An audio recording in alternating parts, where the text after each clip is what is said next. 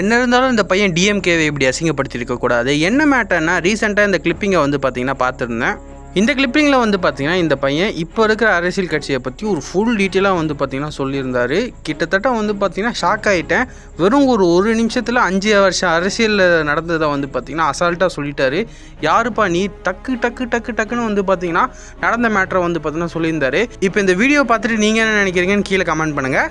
திராவிட model 2.0 வரும்னு பேசிட்டு இருக்காங்க. பட் என்னோட நிலைப்பாடு என்னன்னா, 49 ஆரம்பிச்ச கட்சி இன்றைக்கு 2026 அவங்களோட கொள்கையும் புரிதலும் இன்னும் அவங்களோட நிலைப்பாட்டில் இல்லைன்னு நினைக்கிறேன். ஏன்னா பெரியார் வழியில சமத்துவம் சொல்றாங்க. இன்றைக்கு ஒரு 4 மாதங்களுக்கு முன்பு தூய்மை பணியாளர்கள் போராட்டம் நடந்தது. அதுல அவங்க என்னதான் கத்தி கூச்சலிட்டாலும் கார்பரேஷன் முன்னாடி நின்று கத்தினாலும் அவங்க எதுவுமே கண்டுக்கல. அதே மாதிரி சாக்கடையில் இறங்கி போராடும் போது ஒரு உயிரிழந்தாரு. எலெக்ஷன் டைம்ன்றனால தான் அமைச்சர் சேகர் பாபு அவர்கள் வந்து அதை வந்து மறுசீலனை பண்ணி தள்ளுபடி பண்ணார். இதே மாதிரி அவங்க சொன்ன கல்வி கடன் ஆகட்டும், அதே மாதிரி விவசாய கடன் ஆகட்டும், எதுவுமே இது வரைக்கும் தள்ளுபடி பண்ணல. 2021 4 லட்சமாக இருந்த தமிழ்நாட்டுடைய கடன் வந்து இன்றைக்கு 9 லட்சமா இருக்கு. 4 வருஷத்துல வெறும் 5 கோடி 5 லட்சம் வந்து கடன் இன்க்ரீஸ் ஆயிருக்கு.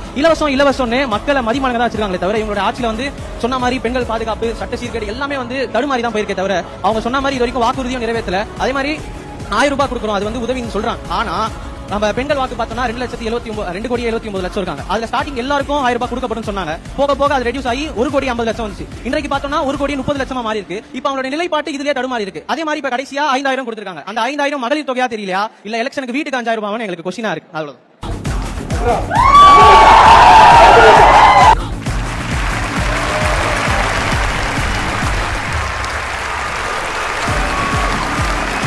இந்த பையனோட மாசான ஸ்பீச்சை பற்றி என்ன நினைக்கிறீங்கன்னு மறக்காமல் வீடியோவில் கமெண்ட் பண்ணிட்டு போயிடுங்க. மறக்காமல் இந்த வீடியோக்கு ஒரு லைக் பண்ணுங்கள். நம்ம சேனலையும் சப்ஸ்கிரைப் பண்ணுங்கள்.